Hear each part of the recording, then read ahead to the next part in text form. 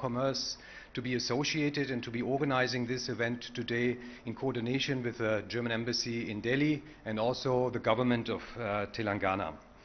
And for this reason, I would like to thank everyone who has contributed to the organization and for the event today. I would like to thank and take the opportunity to thank the Honorable Minister, Mr. KTR Rao, Minister of IT and Industries, Government of Telangana, Mr. Jayesh Ranjan, IIS, Principal Secretary, IT Industries, His Excellency, the German Ambassador to India, Mr. Walter Lindner, and also Dr. Stefan Hesselmann for the support from the Embassy. I would like to thank the Consul General, Mrs. Karin Stoll, German Consulate in Chennai. And I would like to thank Mrs. Amita Desai, Executive Director Goethe-Zentrum and designated Honorary Consul of Germany in Hyderabad. I would like to thank Mr. BVR Mohan Reddy, Founder and Chairman of Scient. I would like to thank Mr. Ranjit Pratap, the Chairman of the Southern Members Council of the Indo-German Chamber of Commerce. And I would like to thank my colleague Mallikarjuna for supporting this, and I hope we can all together make this event a great success today. There's more thank yous to come. I would like to thank all the 3 companies who offered today to organize plant visits for the participants. This is ZF Tech Center India, Mr. Krishna Swami Jambunathan, Vice President and Head of the Tech Center, Voigt Turbo India, Mr. Klaus Meyer, the Managing Director, and Shakti Horman, Mr. Sashida Reddy, Managing Director. Thank you very much again for being part of the panel discussion here today in the event, and then also for allowing the delegations to visit your operations. And of course, I would like to thank all the participants of the event today for taking your time to join us here for this Investor Summit. Personally, I believe that the summit comes at a great time, at a very good time, not because we can say that we are past the pandemic and now we can go back to the new normal or to normality, because I think we all follow the news and we know what is going on around us in the world, and that basically means that we have to continue to be very cautious, to keep our guards up, and to follow the rules and restrictions to make sure that we will not have another wave coming to India. But still, I think we are ready to take Indo-German relationships to another level, to the next level. This year we're celebrating 70 years of diplomatic ties between India and Germany.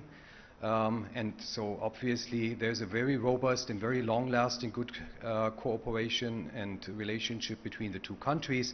And of course, as the Indo-German Chamber of Commerce, we take pride in the fact that we have celebrated our 65th birthday and anniversary this year. So also that means that we've been involved and we've been a major stakeholder in Indo-German relationships for almost the same duration of time. In addition, and I think we can build on this strong relationship, we see a lot of initiatives to further strengthen the relationships. Obviously, as you probably have heard, the German government has issued Indo-Pacific guidelines about a year ago, a little over a year ago, and that should focus and stress the fact that we will be taking a broader look at the region, and of course India will play a major role in this. In the Indo-Pacific guidelines and the measures that will be taken. Obviously, there was a decision by the EU and India to start negotiations on a free trade and investment agreement, and of course we all hope that this will materialize soon. It's been a while since the kickoff decision has been made. We have not seen too much of speed in the negotiations or start of the negotiations, and we hope, of course, that this will change soon. In addition, the Indian government has also, and of course many state governments, and this is why we are here in Hyderabad in Telangana today, also many state governments have started and have continued to provide incentives and measures to attract foreign investment into the country.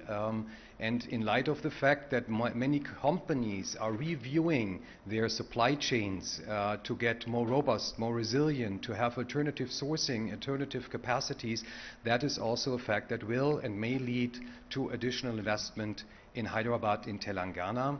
And this is the purpose of our event today. We wanted to take a look at it from various perspectives, and I'm very happy that we have them covered today in the event. We have the political perspective from the German side. We have the perspective of the government of Telangana and what is planned and what is going on to attract investments.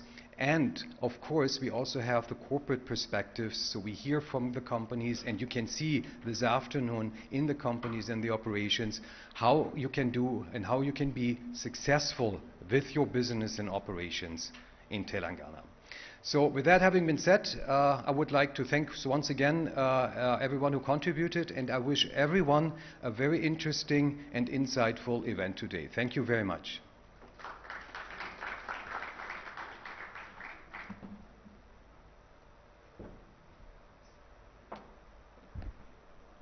Thank you, Mr. Halusa, for such wonderful thoughts.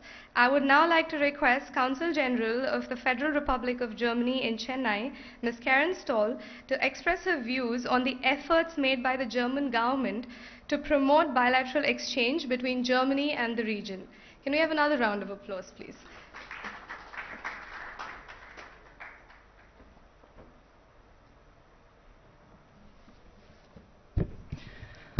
Good morning, everybody.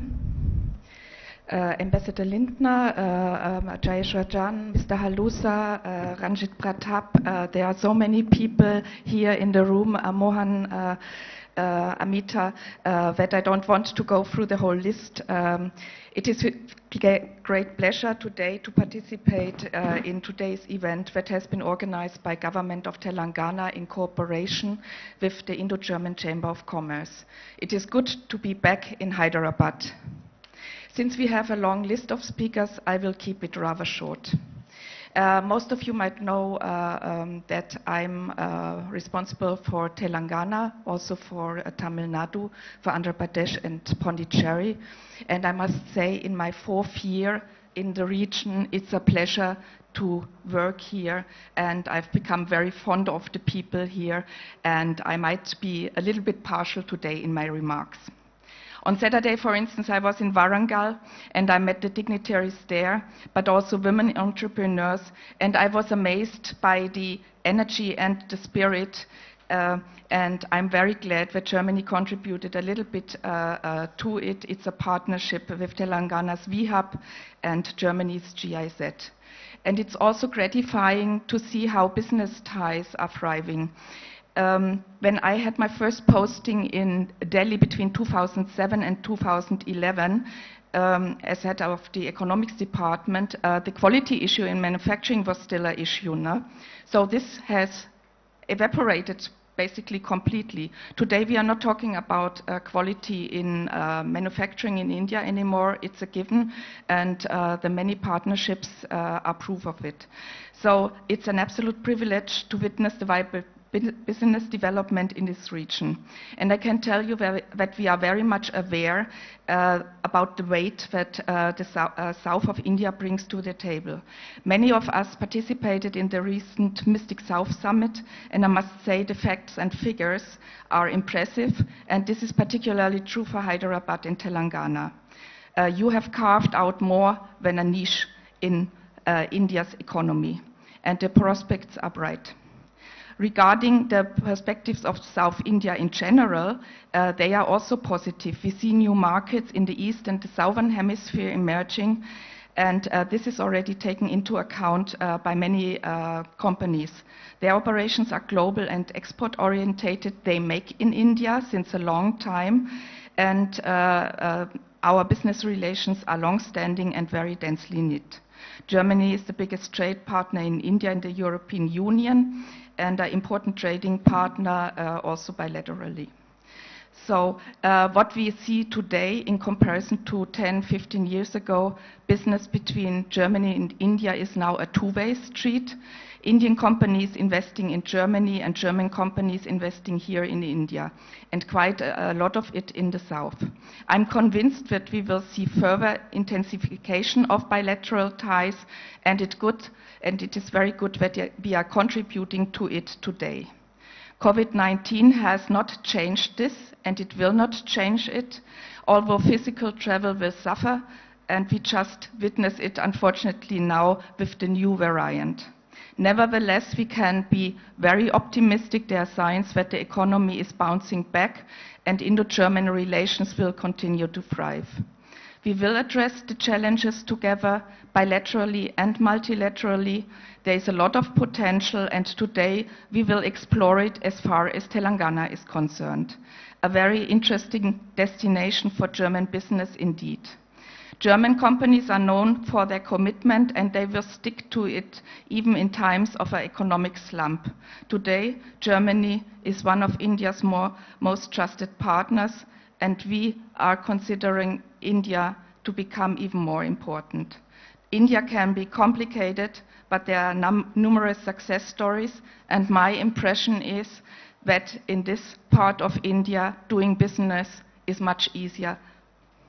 Anyway, we have to innovate in a collaborative effort, and German companies bring a lot to the table. Germany is part of a huge European market of 450 million people, even after Brexit.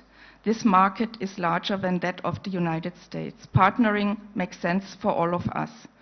Global solutions are more and more found here in India. Together, the digitization process is advanced. There is skilled labor available. India's IT sector, in combination with Germany's know-how to apply it to hardware, is a very promising match, and Germany remains a very strong country technologically. So we are an ideal partner for India and Telangana. It goes without saying that we appreciate that India is a democracy and an advocate of a rule-based world. Germany and India are connected on government level, but this is not all. In addition, we have numerous contacts that exist between business, academic, and our civil society. So therefore, we walk into the future on a very solid foundation. Thank you very much.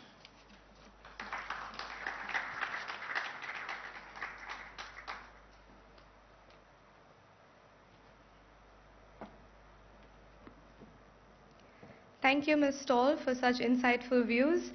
I would now like to invite our Principal Secretary, IT and Industries, Mr. Jayesh Ranjan, to throw light on the investment opportunities in the state of Telangana. Can we have a round of applause?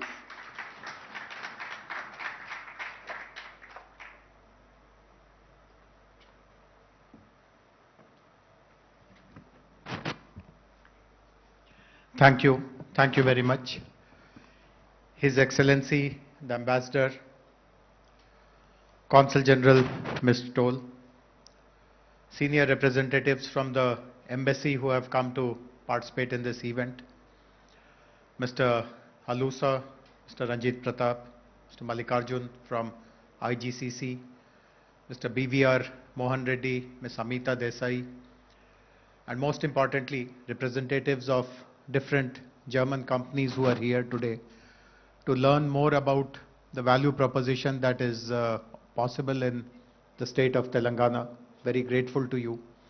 There are basically three reasons why we wanted to take up this investment meet. Some of you would be aware of it, might have seen news items, news reports, that Telangana continues to receive regular investments from different parts of the globe. We are a very prominent destination of American companies for sure. We have lots of investments from, let us say, Japan, Korea, Taiwan, China.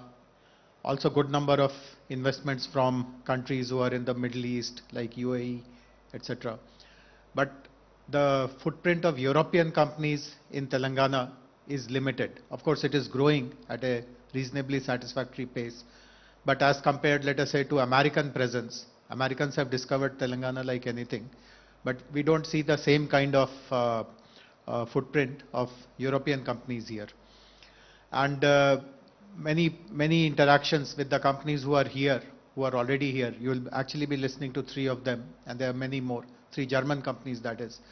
Many other European companies who are here, French companies, British companies. We even have Spanish, a pharma company which is from Spain. We have We have companies from the Nordic region, we have Swedish companies, we have Danish companies, we have Finnish companies.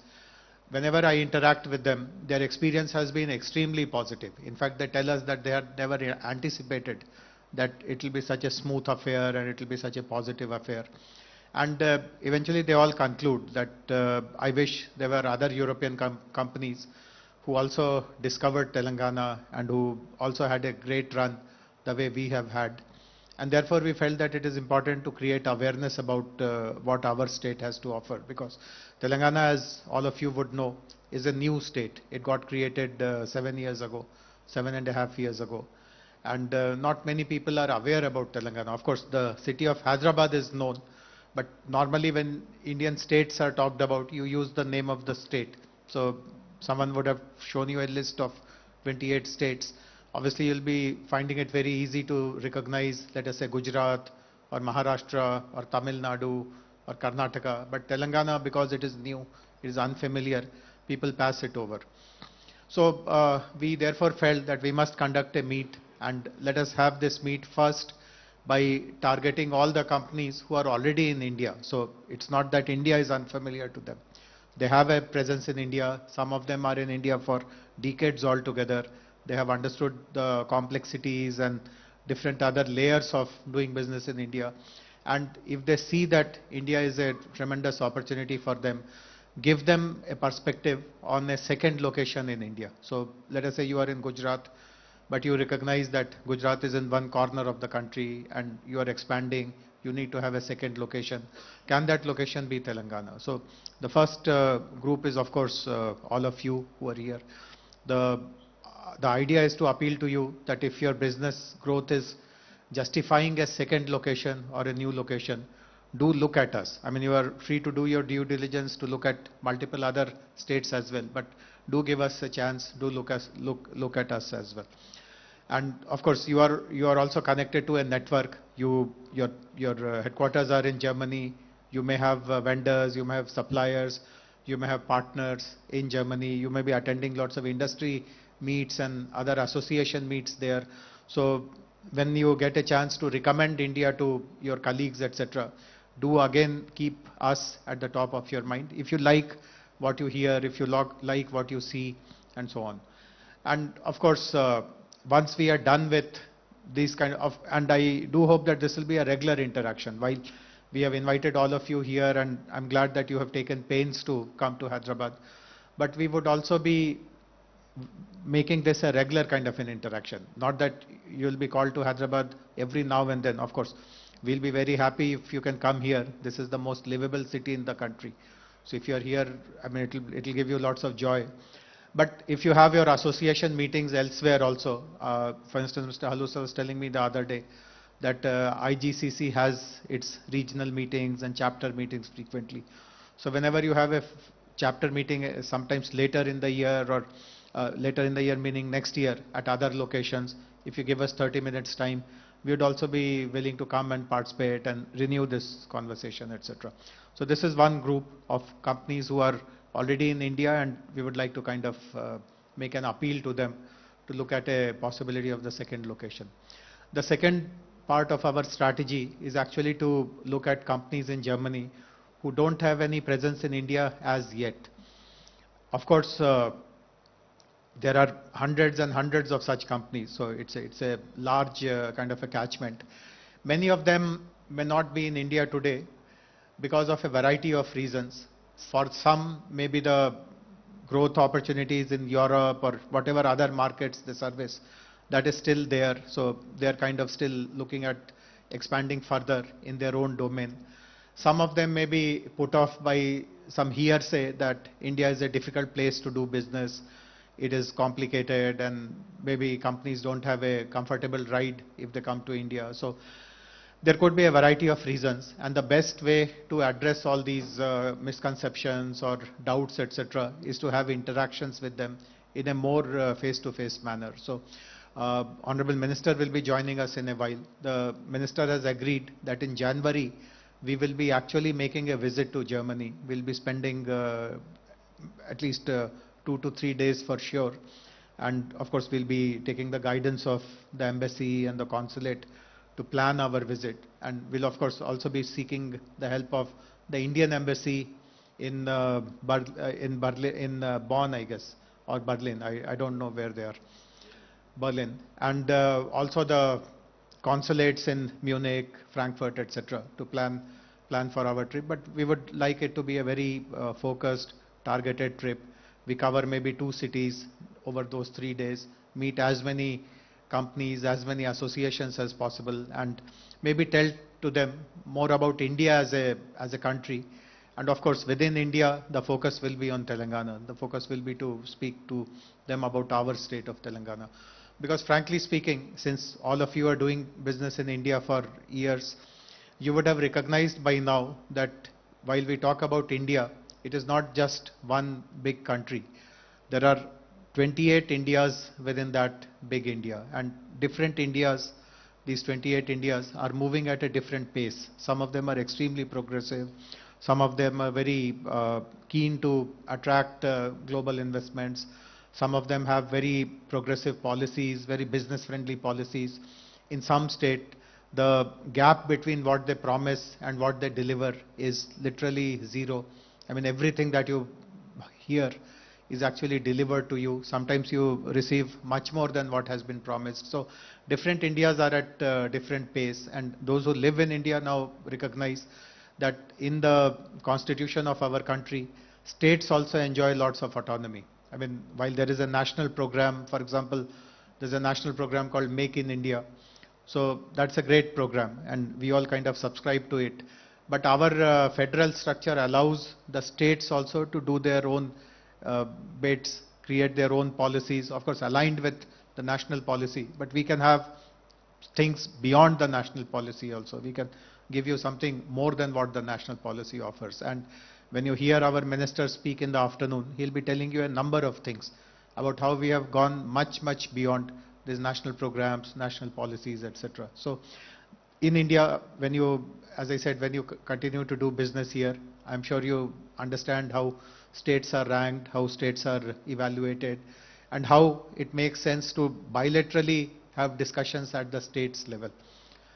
There is no need anymore now that if you are an overseas investor and if you are looking to invest in India, you have to route your discussions, you have to route your participation only through Government of India or Government of India agencies like Invest India, etc. Of course, Invest India, etc. are great agencies. They are very helpful, they are very supportive, they will guide you properly. But even if you don't go through them, you don't lose out on anything. You are free to directly, bilaterally interact with the states. And again, I'm happy to share with you that many companies do that with us.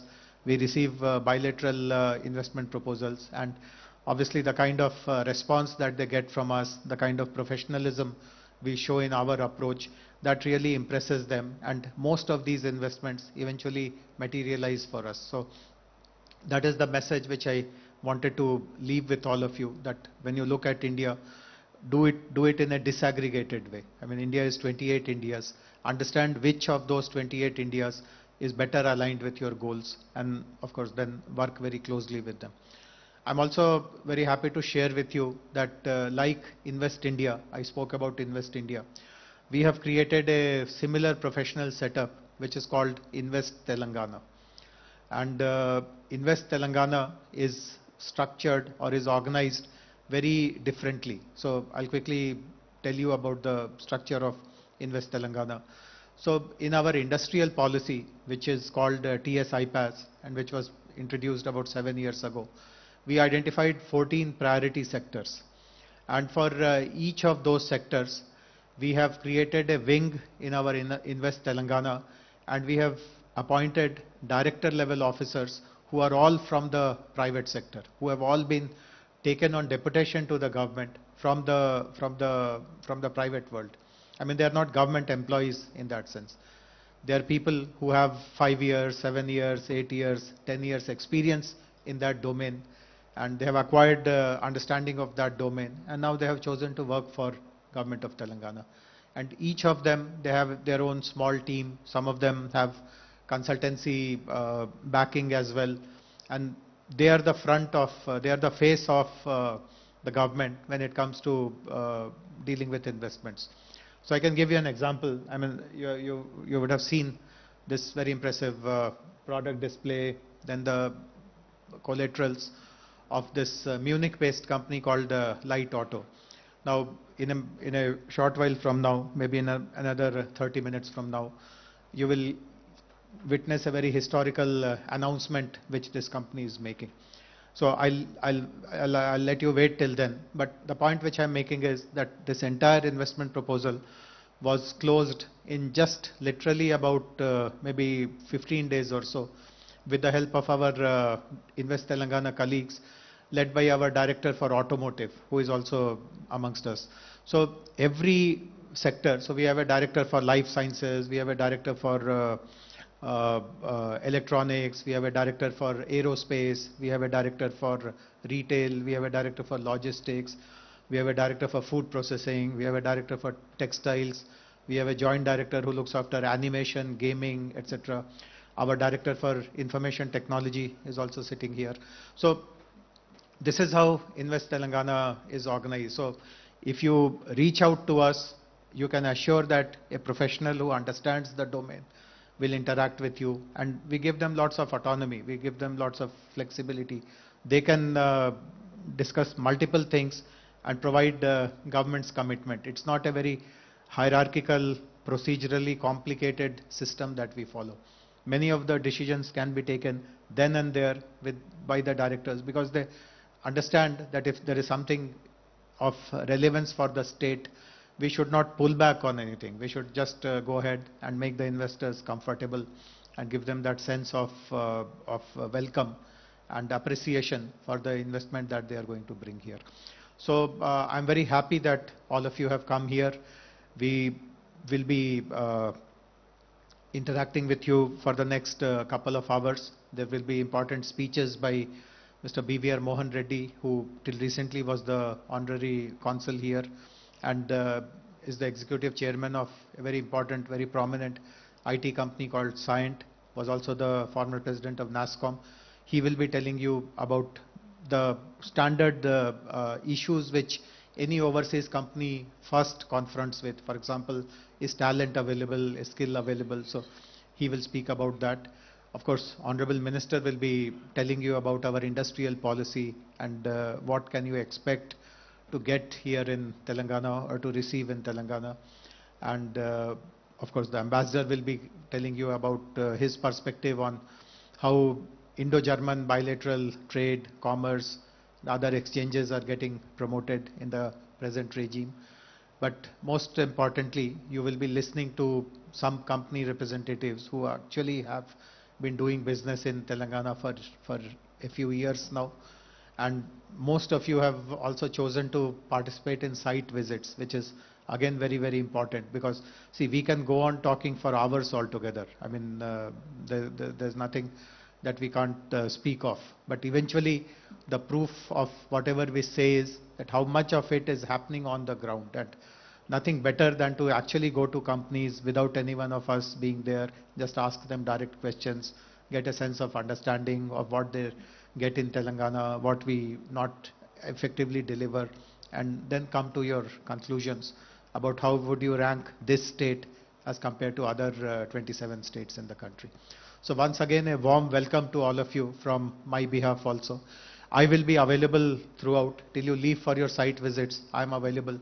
So at any point in time, if any one of you want to reach out and maybe exchange cards or have some specific questions, etc., even when we are having lunch, I'll be happy to spend time and interact with you. Warm welcome once again. Thank you very much.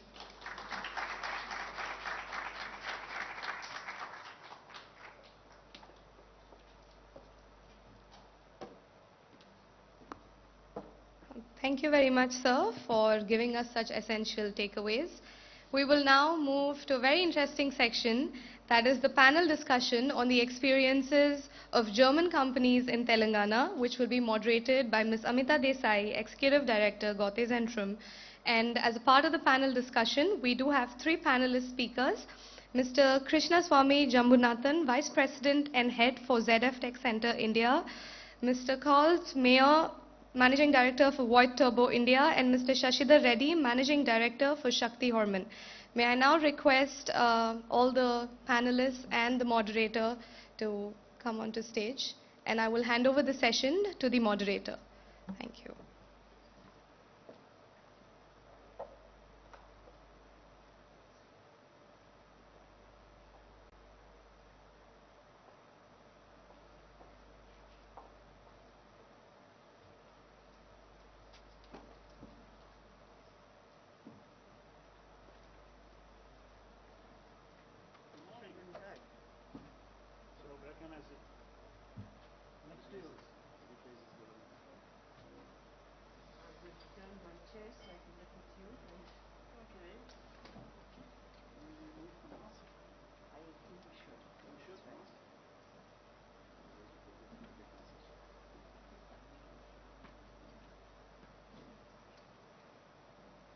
Well, a very good morning.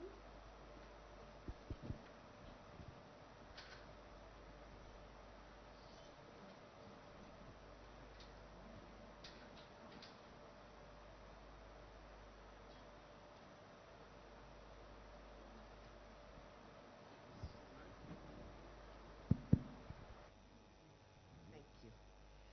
A very good morning to all of you on the stage and off the stage. It's a wonderful opportunity, I think, for us to, at the investors meet, to talk about why India and Germany. I think that is a basic question, of course, but to move beyond that, because you have made that coming together of India and Germany not only possible, but also successful.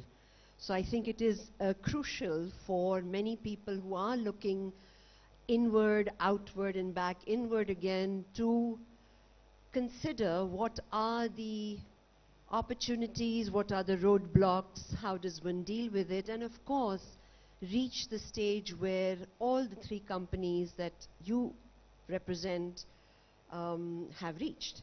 So I would like to move immediately into discussion and talk and learn from your experiences and your journey. Maybe you, Krish, if I may start with, since you happen to, and I'll just go line-wise because, you know, I didn't want to go alphabetical or anything like that. Let's just begin. You do represent one company which has had a meteoric growth, and particularly in the recent years. Do tell us a little bit about your journey, about the experiences, how Hyderabad or India has had an impact on this experience. First, thank you. Hello.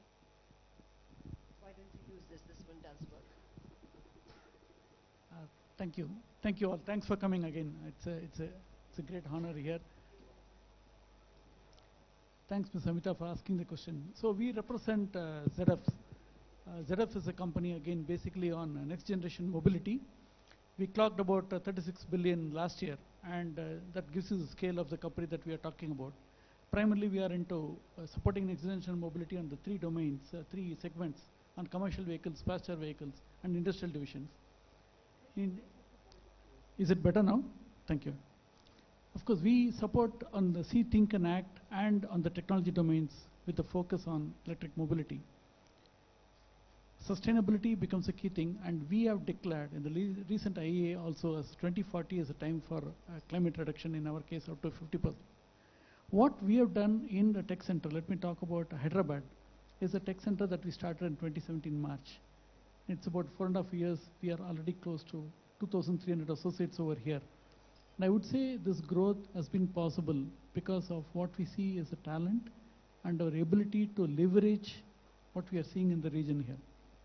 So as we started growing over here, I think it is not a question of a back-end office. It's been all engineering work that has been done here. Moving on to two aspects. When a large corporation like that looks at a city in Hyderabad, we are doing two things. One, we support what is the current business. We also position ourselves for the new business into the area of digital as well as in automotive applications and advanced engineering. So that's how we have balanced to grow this. And I would say the key anchor has been the availability of talent and the support that we are able to get in ramping up. So the availability of talent is a crucial thing. Is that something that's easily accessible, or does one have to work on it? Are there training programs that you have to introduce? How does that work?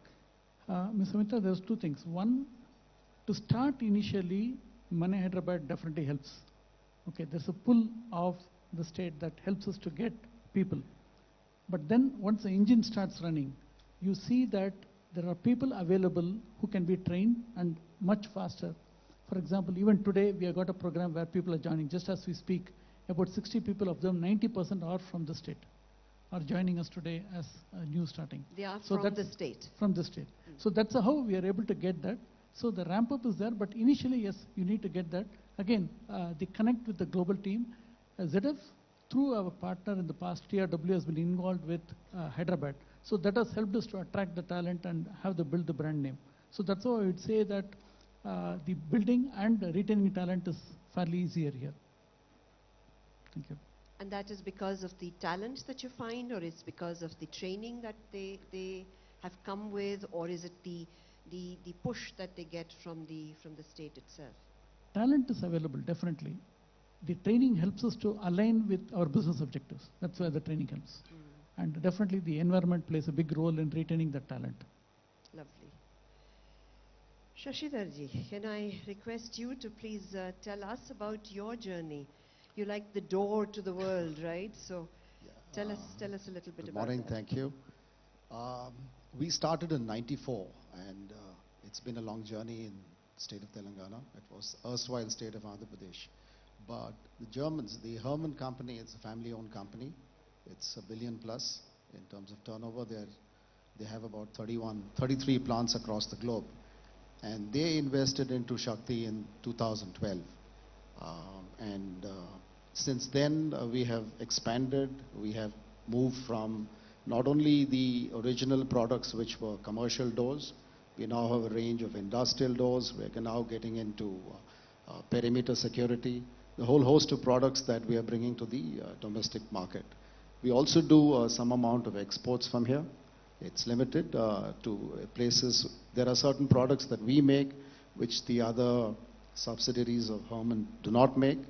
And we substitute, we cater to those markets and those products where there's a demand for such products.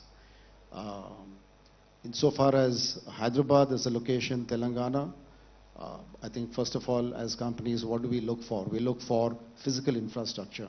And I think we have an excellent airport. We have all the connectivity, the ORR. If you look at the metro. So in terms of physical infrastructure, we have extremely good infrastructure here. When it comes to social infrastructure, I think it has, in the last at least 2 decades, I think we have really moved far ahead in terms of having good schools, hospitals, a lot of good residential spaces. So in terms of social infrastructure also, I think we have, Hyderabad is today the place to be in terms of any, if somebody is talking about investing into any place or having a second location, in my opinion, it would be the first choice today. Though of course we are from Hyderabad, so we're probably partial to it, but the fact still remains, if you were to look at, we do have traffic issues here, but by and far in terms of connectivity and where Hyderabad is located, we're central. Whether it's the south of India, the west of India, and in some parts of the north, we're very well connected. And that's been a major advantage in the business that we're in.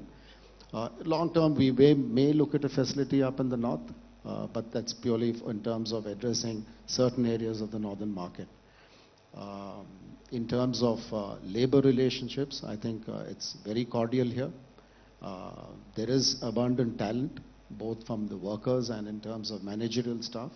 Yes, of course, there are certain areas in terms of skill sets that we all work on. There is always a need for more skilled people. And probably this is one area where I think Germany could help, along with Skill India, that we could have a good training center that could be established here.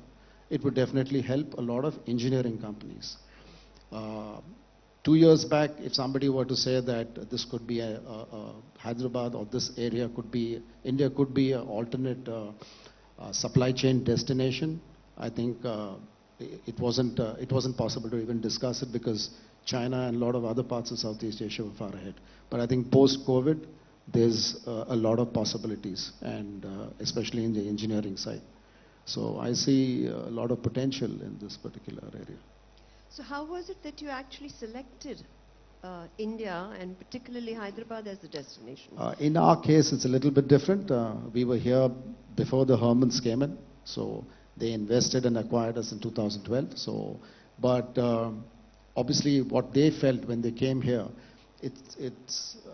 when Hermans came to India, they first set up an office in Bombay, and their first destination for manufacturing was actually Pune. And there is a large number of German companies. The German presence is very strong in Pune. But after coming to Hyderabad, I think they feel that this was a good place that, I mean, obviously once they invest into us, but in terms of even wanting to look at another facility and stuff like that, they felt that this is a good place to be in.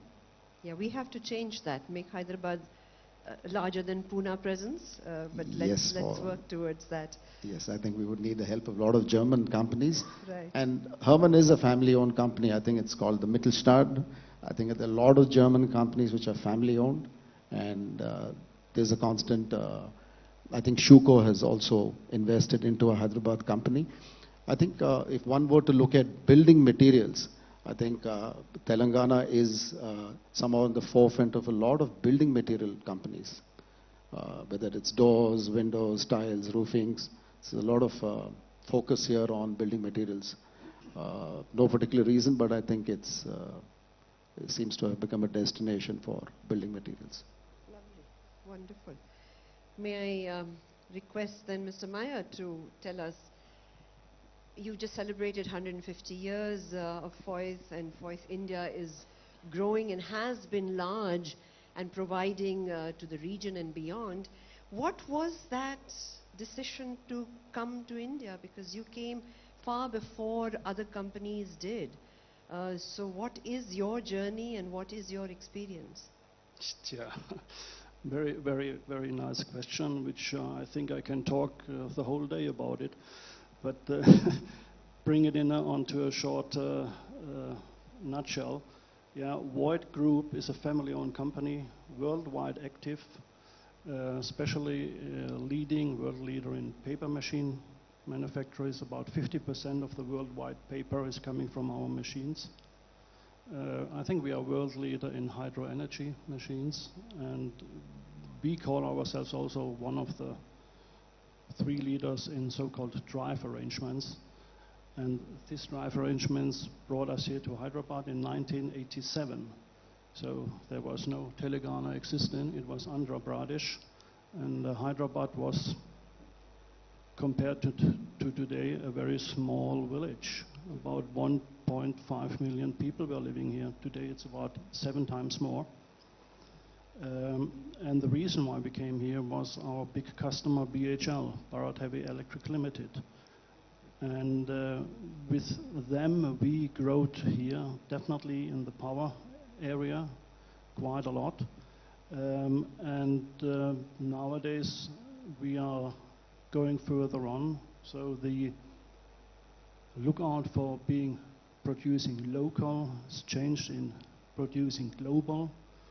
And we have here in Telangana and Hyderabad everything what you can dream of. I think the infrastructure is very well done. I mean, I was here founding this company in '87, and when we were looking for land, there was no support from somewhere else, and we had no power, we had no water. We had to look for ourselves, and today, if I'm looking here around, if you want to establish a company here, I mean, that is a very easy cup of tea, which you have to drink, very easy, and there's a lot of help from the state, which at that time wasn't. So coming back to that, talents, as a world active company, you're looking always for talents around the world, and you find them, and here, this area is full of talents. There are young people, and the world is at the moment quickly changing in digitalization, you find them here. Just look around, they are there. And that is what we are looking and what we need for. We are changing from what is called mechanical stuff into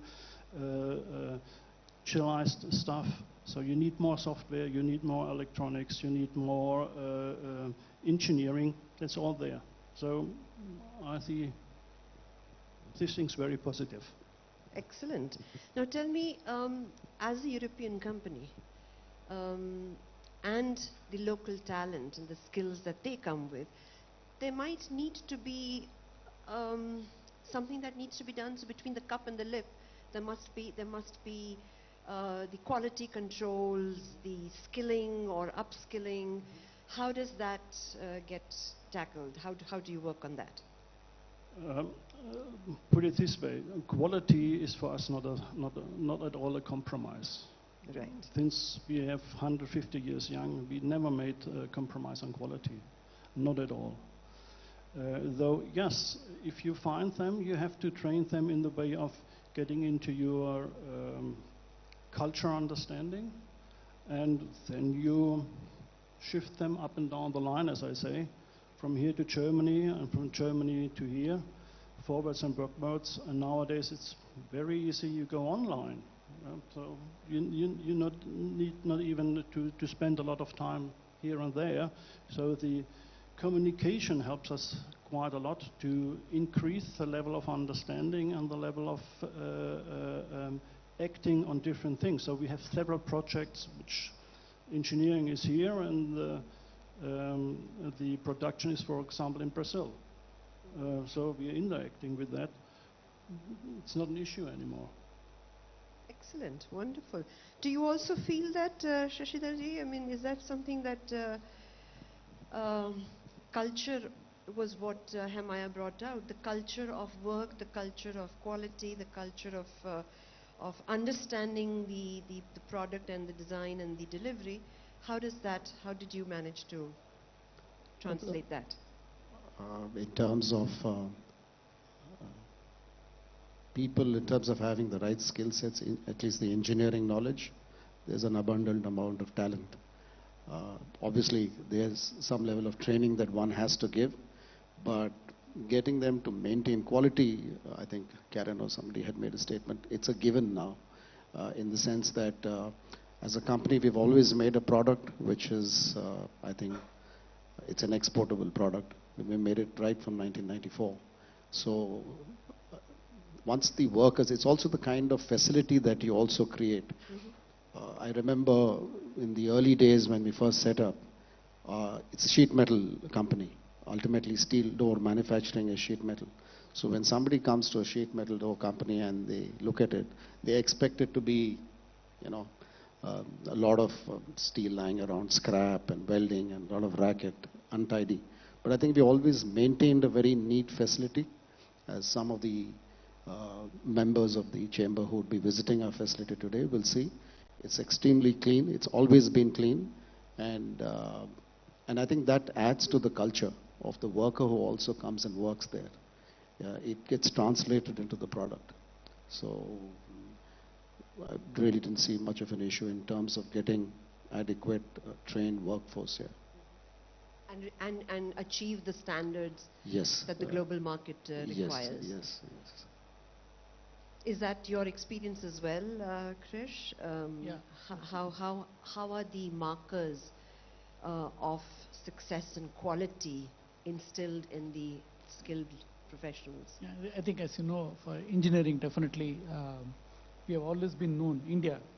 But what also happens is, I think where we see the state evolving is the same culture that you see mini India. I would say, as Mr. Jayashanjan mentioned about the 28 states, that culture is coming in because the way we are positioned, it is attracting talent from all over India.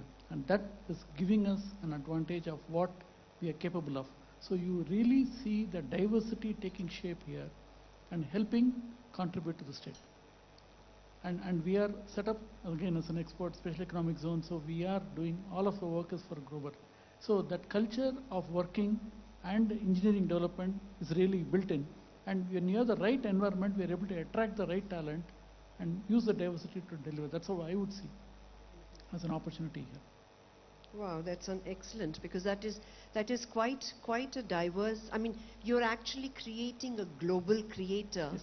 sitting here in Hyderabad. Exactly. And that obviously is a doable thing. I mean, that's very clear. Um, are there any roadblocks that you see? I mean, are there issues that do happen which are difficult to circumvent? Are there things that we need to go to our authorities and say, these could be different, these could be smoother, or the reverse of that these were so good that we could reach here? What is your experience in terms of the infrastructure and legal and other structures available? Thank you.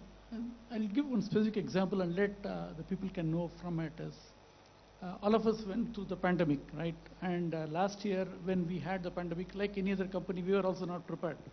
And Rakesh, who's here, heads of finance, made a call to Amar, who is here also, and we were able to get connected with the government and the support in moving the work home in a matter of few weeks. Why I say it's a big challenge is we have a lot of hardware equipment, we have other tools. It's not easy to, in the pandemic period when there's a national lockdown, to move things.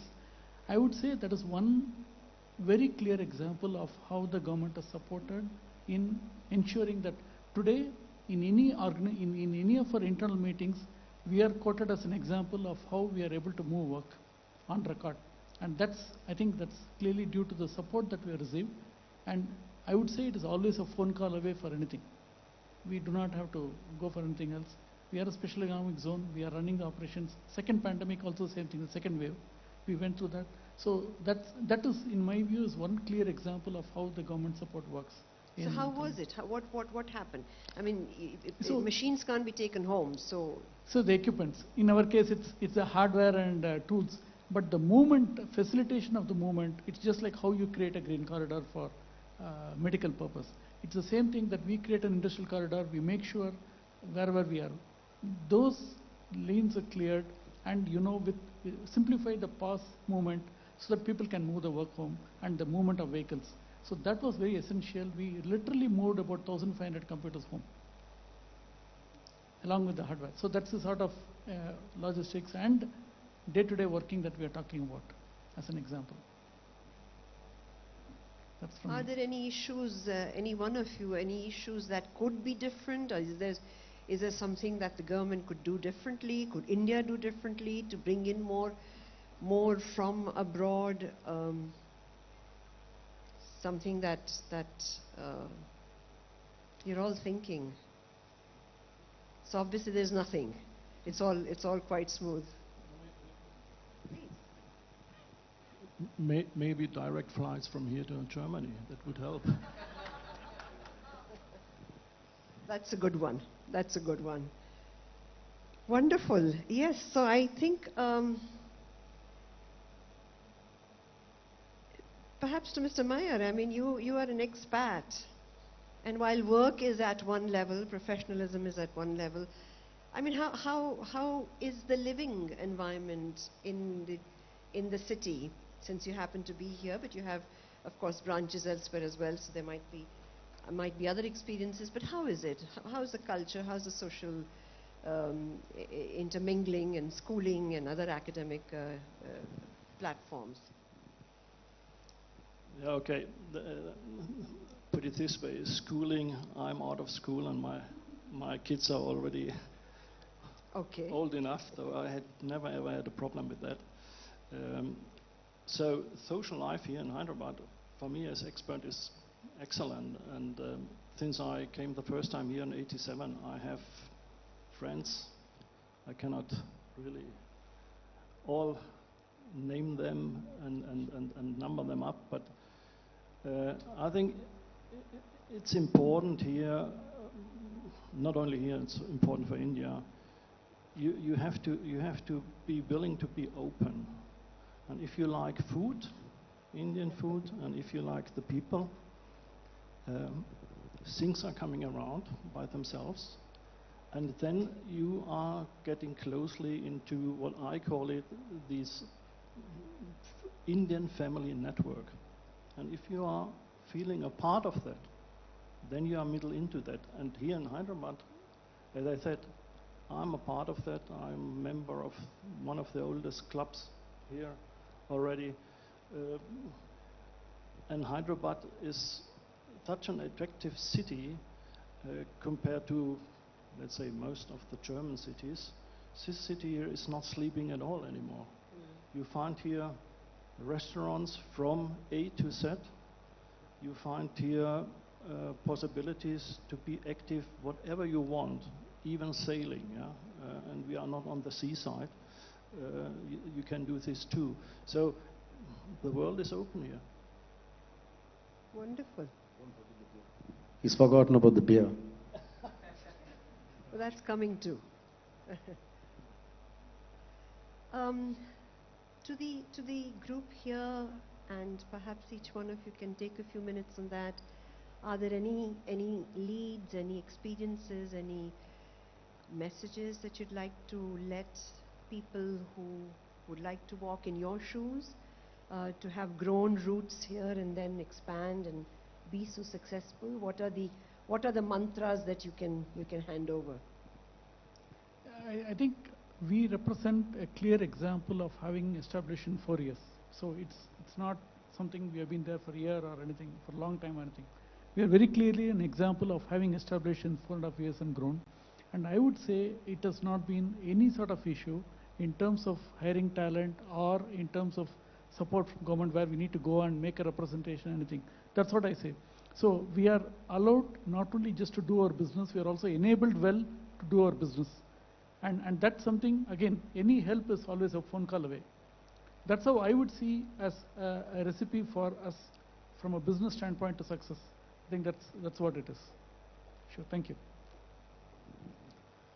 If one were to see the past, I mean, when we were part of the erstwhile state of Andhra Pradesh, for those who don't understand Hindi, I mean, we used to say it's Andhera Pradesh because we used to have power cuts and we used to have power outages, shortages, and that was part of our planning.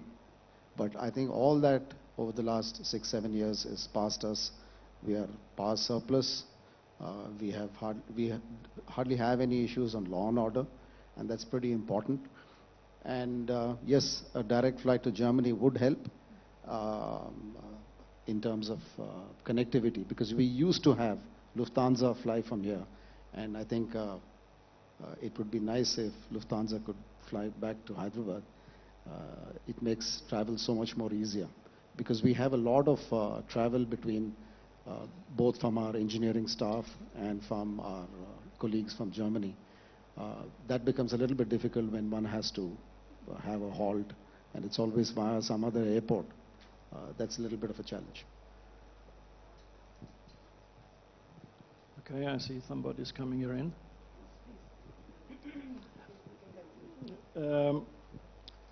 What I would like to say is, if you are interested for whatever reason to invest in India, though, and here in Telangana, just think about in a middle to long term view. That is exactly what we are doing from a family owned company. And if you are willing to do that, then you will see the success coming. In 1, 2, 3 years you will start, and then it will fly by itself. So just think about your investment about middle and long term, and I think that will be helpful. Regarding anything else, as I said before, Hyderabad is middle in the heart of India, and you can go left, right, and you find a lot of suppliers. Supplier chain here is also really good. Though that is maybe also of importance to mention that. So I see there are no hurdles. The only hurdle is maybe the headquarters in Germany to say, oops, is it worthwhile to do it? Yeah? But that is maybe the major hurdle, but the rest, I think there's nothing in between. Excellent. So the advice that I hear from the three of you is to take the plunge. From somebody who has been around for several decades to somebody who is going to move successfully into the first decade and onward, to take the plunge, and Telangana allows you to swim, there is no question of sinking, right? So that is what I hear you all say. And I think that's excellent, because I think for people present here and wanting to start something, once you have the will, there is a way and many ways. So wonderful. Thank you so much for your experiences and being the beacon of, people established here. I think quite encouraging and motivating. And I thank the organizers for giving this opportunity to come together for this little chat that we had. Thank you so much. Thank you, Amita. Thank you, each one of you.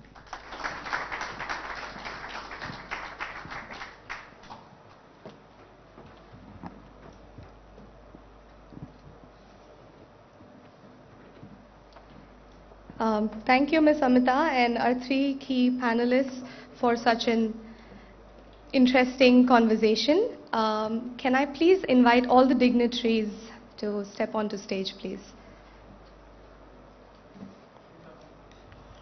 Can I request all the dignitaries announce? Sure.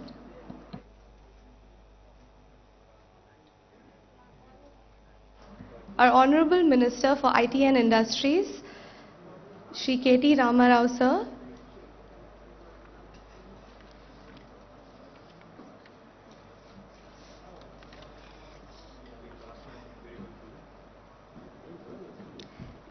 His Excellency Ambassador Walter J. Lindner, Embassy of the Federal Republic of Germany.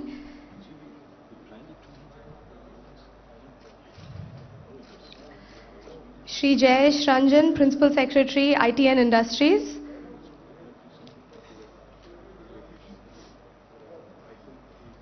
Mr. Stephen Halusa, Director General, IGCC. Our Consul General, Ms. Karen Stoll in Germany. And Mr. BVR Mohan Reddy, Founder Chairman for Scient.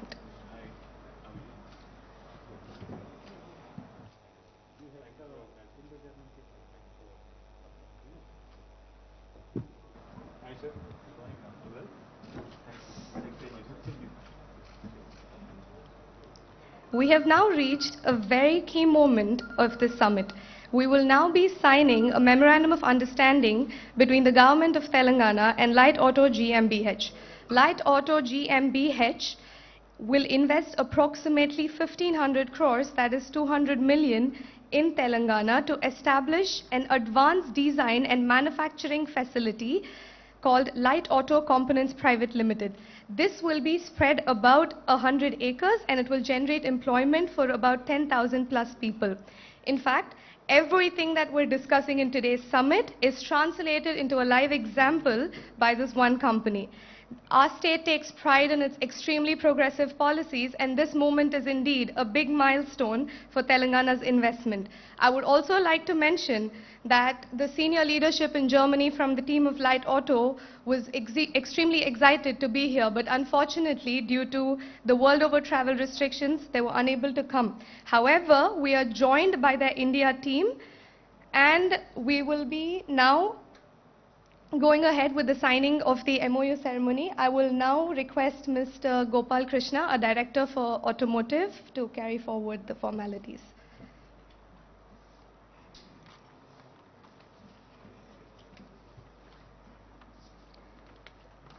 Can I also request on stage Mr. Bala Anand Jaldi, MD Light Auto India, Mr. Ramesh Santanam, Corporate Group Advisor, Mr.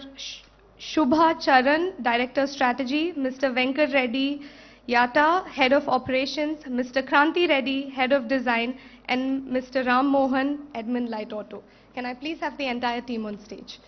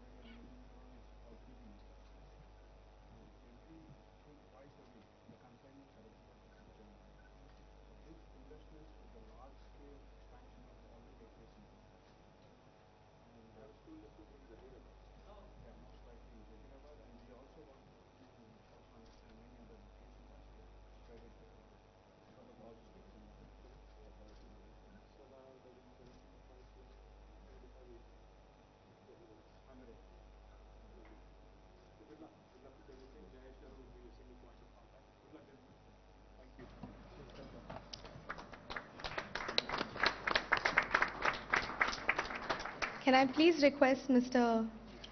Bala Anand Jaldi, MD Light Auto India, to speak a few words?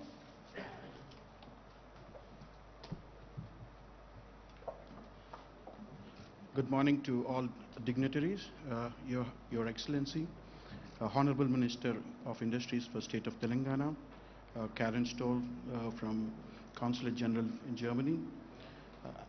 I have been extremely happy for this moment.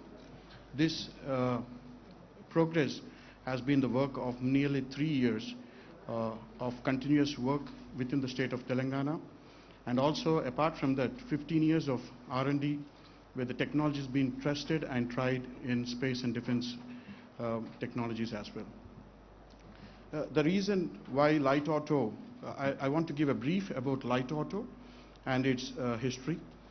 Light auto primarily makes magnesium components. Magnesium is the lightest of all structural materials. It is lighter by 40% from aluminium, almost 80% lighter than steel.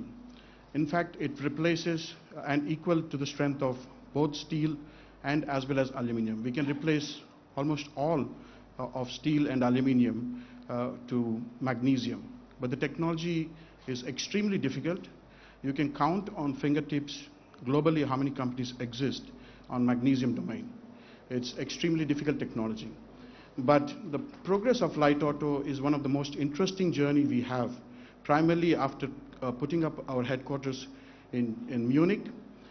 The first customer for us was so encouraging. It was one of the biggest companies, Rheinmetall.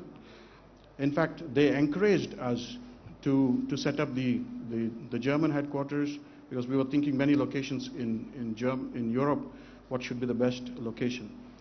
After setting up, Rheinmetall has supported us significantly in infusing capital for continuous product development, which they are launching next year. And in fact, I'm proud to state that almost all of the prototypes which was tested and proved by the German giant was made in Telangana. Actually, the pilot was already running in Telangana for the last 1 year, and the Light Auto GmbH has already been investing in Telangana for the last 1 year. And every week we have a shipment going into Germany for these advanced testing.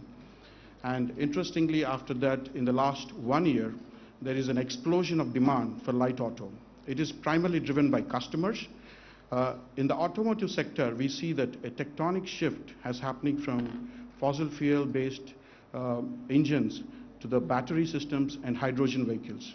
For battery systems to battery vehicles, the structures need to be the lightest possible so that the vehicles have range and energy efficiency. And for hydrogen-powered vehicles as well, the similar applies. So in that regard, the magnesium has taken its central position with all the auto majors. In fact, one of the case study I can say is with BMW, we have just 2 weeks to get the supplier code. It is, if you go into automotive domain, getting a supplier code from a large corporate like BMW nearly takes 6 months to 1 year. And BMW said that Light Auto made a history in BMW to get a supplier code in 2 weeks, and we have recently have finished their advanced product development prototypes as well in the state of Telangana. Because of this constant demand, we have a responsibility towards our customers to increase our scale in a very aggressive way. So Light Auto GmbH, which is a marquee management teams who have managed billion-dollar businesses in automotive, I would like to name few of my colleagues in Germany. Chris McGinty, he is the CEO of Light Auto GmbH. He used to manage 9 billion portfolio in Namura Bank. Uwe Frust, he's the CFO. Dr. Sheshu, he's the ex-CTO of Ashok Leyland. He's 20 years with Daimler, and he is also the Chief Technology Officer for Great Wall in China. He has extensive experience, and he is actually he is board member for three major unicorns in Europe. Then Mr. Venkatraman, he is the head of business development team in business bus division of Ashok Leyland, also the executive chairman of Ashok Leyland Trust. Mr. Ramesh Santanam, who is here right now with us, he is the innovation head for Hinduja family businesses, innovation head. He is also the head of incubation center for IIT Madras, instrumental in innovation and enhancing the startups in Ashok Leyland. With this marquee team, the company could convince our German clients to further progress it. Today, Light Auto has, within the last 18 months, Light Auto has bagged an order pipeline of 2.2 billion euros. And also recently, just last week, one of our major clients has committed 1 billion euro order contracts and also advised us to take over 3 of the major plant. In fact, one of the plant is the third largest plant in Europe for the magnesium die casting. So that is being pushed by our client for the takeover. So because of these aggressive moves by our clients and also the market requirement, Light Auto has to quickly come out with scalable plans and convince our customers. So we have a 600 million euro investment plan for the next 5 years. In that, 180 million to 200 million is earmarked for India investments.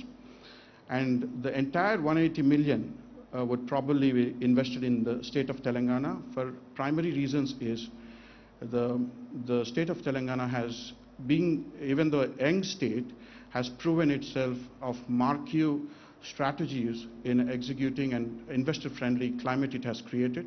Especially, I have to really praise Industrial Minister KTR Garu because of his strategy in attracting business, sending a corporate jet to get a investment is no ordinary thinking. It's out of the box thinking. These kind of things have been noted by our German team that we need aggressive, supportive government for our investment of 200 million in the 2 phases. And this plant of 100 plus acres will be coming in Telangana. And also that it will create 9,000 plus of direct jobs, 18,000 plus of indirect jobs. And I have to really thank my clients, basically, but the customers, because the customers are driving this company purely because of the products, they like it, and the solutions we provide. And this is primarily the combination of the customers, our teams in Germany and India, and also the state, which is really progressive. And Telangana state has one of the most unique characteristics is also that it has a defense and aerospace background. Because of defense and aerospace background, the skill set available in Telangana is very rich, especially when we are doing high precision, high quality products. We need the skill set aligned to that direction. And in automotive industry, magnesium requires very high standards of production capability, otherwise the parts get heavy defects and market complaints.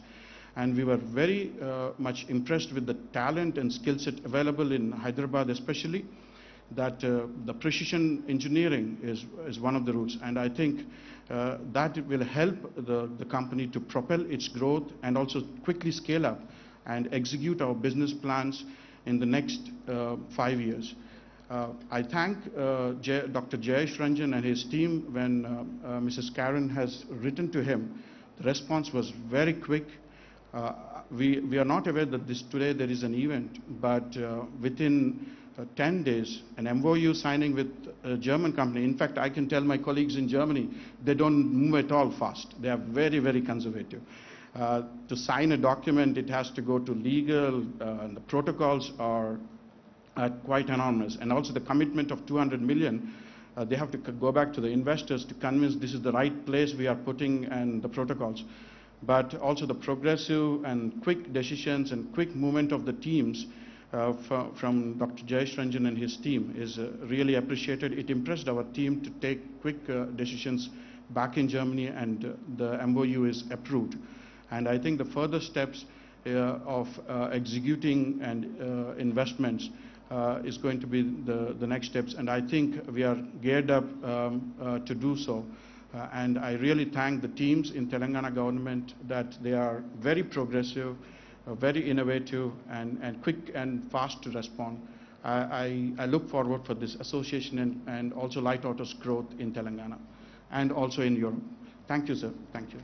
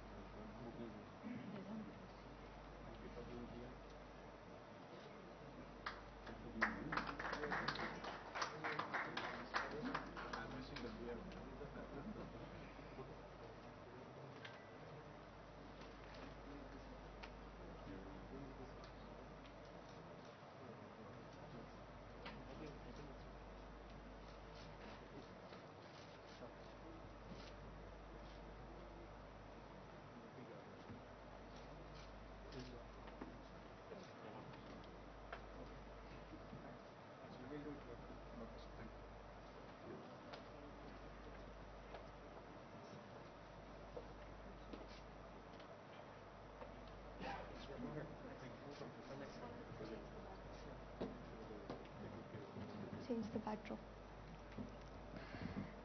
Thank you very much to the entire team of Light Auto. And I would now like to request Mr. BVR Mohan Reddy Garu, founder chairman of SIND, former president of NASCOM, and till recently honorary council of the Federal Republic of Germany in Hyderabad, to speak a few words and express his thoughts about this summit.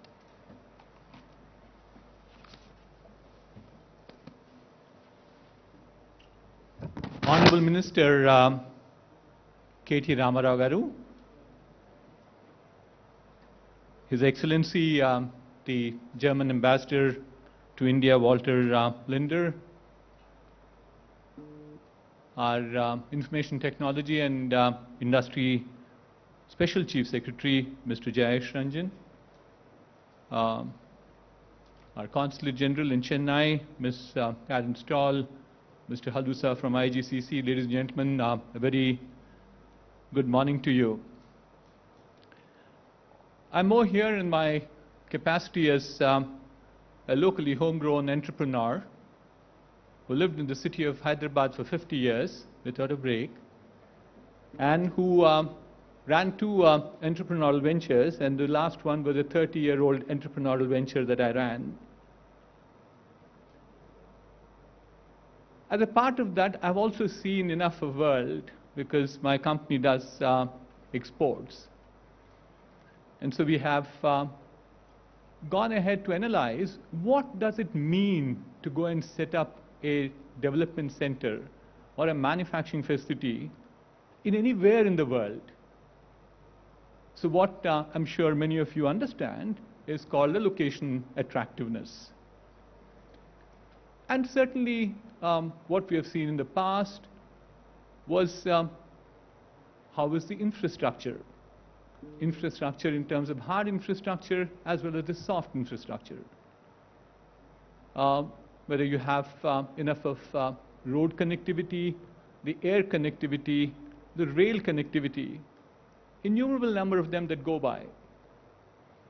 People like us, as I said, you could then count on my age too thereafter, is that have gone back to the governments to tell them how important it was to create a cultural environment in the city of Hyderabad.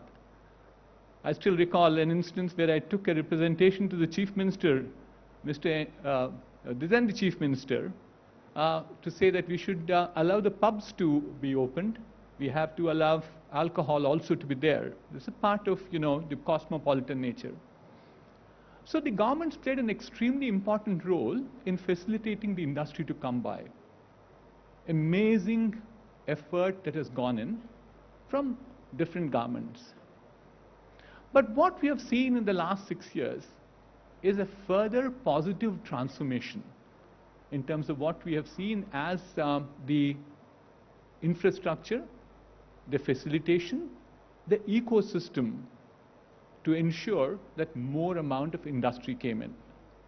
So it is not just the hard or the soft infrastructure we're talking about, but much more than that is to create an ecosystem, certainly which would attract more amount of investments into India.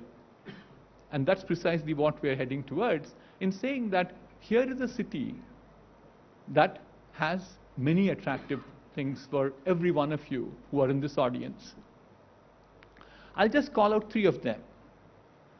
And I think the 3 panelists who were here earlier also touched upon them very softly, whether it was ZF or it was Harman, and we also had people from Voith. The first and the foremost is we talked about talent. And in terms of talent, in several ways one could call this as the knowledge capital of this nation. Today, if you look at the number of education institutions in this country are unparalleled. The best of education institutions in India, which go by the name of IIT, IIIT, ISB, Nalsar, University of Hyderabad, or its FLU, and it goes on, are all housed here. You might say, what does FLU have to do? I'm sure that's important for us when we do global businesses. Equally important is that today, in terms of all of us, I'm sure, are technology companies. And more importantly, I think technology has become all-pervasive. Irrespective of the industry, you name the industry, I'll give you examples of how technology is invading them right through. It's agriculture, it's healthcare, it's education, it's logistics, you name them. It's all there, manufacturing. So what is important for every one of us is talent. And where do we stand in terms of talent? Is we have 1,16,000 undergraduate seats in the state of Telangana. It ranks in the top 7.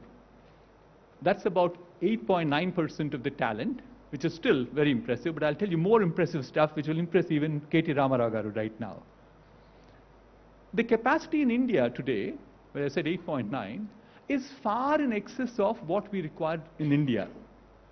So therefore, students join only institutions which are of good quality.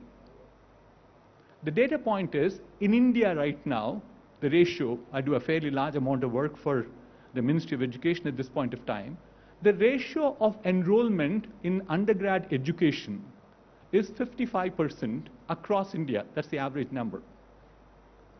In the state of Telangana, it is 67%, which is a reflection of how good this education is. Otherwise, why would students enroll? It would probably be the same number of what it is, 12 points ahead. The second one, equally impressive, very dear to my heart, is gender diversity. No family, no society, no institution, no state, no country can prosper without the involvement of women equally having a share with men. The average enrollment for an engineering education in this country from women is 30%. These are MyGov numbers, officially provided to me. In the state of Telangana, the number goes to 36%. Clearly 20% higher than what 30% is. It reflects how tolerance is. The third data point I have is everybody talked about the digital education, emerging technologies, how all these digital technologies are now becoming a part and parcel of every industry. Whether it was ZF, Voith, or Shaktiman, all of them talked about it. And there's been a major thrust, people like me have been involved, in pushing this digital education in this country. In 2018, when the push came, when we went back to look at the national number of seats that were there were 5,000 seats in all.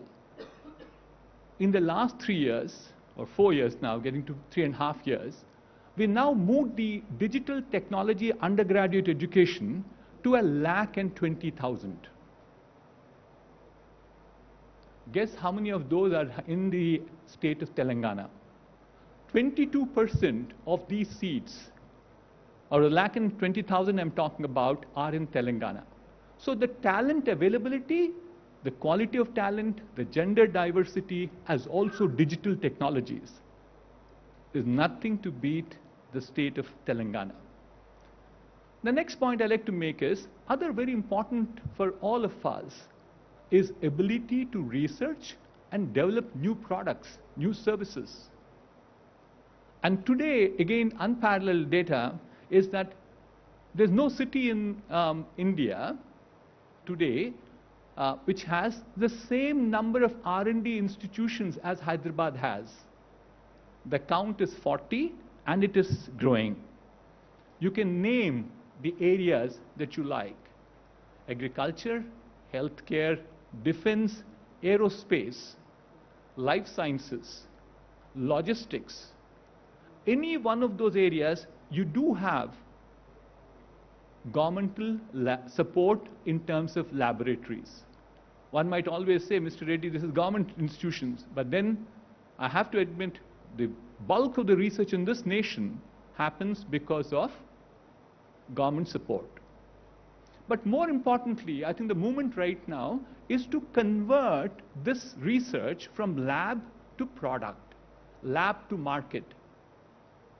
My two favorite words are marketing and marketability. I work on this too fairly intensely. How do we bring this R&D out of where it is inside as best kept secrets to be beneficial to this nation?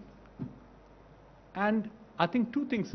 One is, of course, an initiative that I personally run, which is bringing out all the R&D at IITs into the industry. But more importantly, from here, Telangana government created this institution called RICH, which is basically called the Research Innovation Council of Hyderabad. And they have done some amazing work in the last 4 years. So if you're looking at research for products, this is again the location to be in. Finally, my last one is all about the world that we live in. We talk about innovation. And innovation can come because of research. Research leads into innovation. Innovation leads into incubation. And thereafter, you get to an entrepreneurship. And today, in the first few states, we said it's the youngest state in the country. But one of the few states which started an innovation incubation center was in Telangana, in the form of something called T-Hub. And T-Hub has made waves. T-Hub is now into its form called 2.0. With 2.0, there will be as much as about 3.6 lakh square feet area, which will make it the largest incubation center in this country. Yet another first by itself. And there are, what did T-Hub do in the last 6 years, or 6.5 years at this point of time, is created an ecosystem which will harp on each other. What have we seen as a result of that? Today in Hyderabad, there are 50 plus incubators. There are 20 plus enablers. And there are 50 plus co-working spaces. So therefore, what did the Telangana government do? Created T-Hub all right, but created the ecosystem to add to T-Hub. They went ahead and created TSIC, which is the innovation cell. They created the V-Hub for the women. They created the T-Works, which is the tinkering lab. They created the RICH, which you talked about, and they have TASK. So sum total, the story is, you can't have a better destination than Hyderabad. I've seen all around the world. There are certain other constraints that you need to have geographic presence, etc. I went ahead and evaluated many locations. Many of you could not have even heard about an island of Puerto Rico. I do have a development center out there, a 1,000 people development center. So it's through an evaluation process that we went. So therefore, I'd like to assure you that through a complete evaluation, I'm sharing these thoughts with you this morning to say that here is the state that you should choose to come and invest and grow. I wouldn't be complete if I wouldn't acknowledge the proactive, the passionate state leadership under the visionary leadership of our Honorable Chief Minister, but equally importantly, our dynamic IT and Industry Minister, Industry, Municipal Administration, it goes on, Mr. KT Ramarao Garu. So can we all join hands to thank Mr. KT Ramarao Garu for all the good work that he does. And I also keep saying this fairly often, that the political will provides the direction. They are there behind us, behind a number of people. But what makes the difference is the bureaucracy. The civil servant is the guy who really executes it. And what we have in a committed and a dedicated government machinery in front of us today is Mr. Jayesh Ranjan, who did a phenomenal job in making what is Hyderabad today. So thank you very much, ladies and gentlemen. I hope this will be, these few thoughts will be very useful to you. And I wish all of you will come and invest more in Hyderabad. Thank you.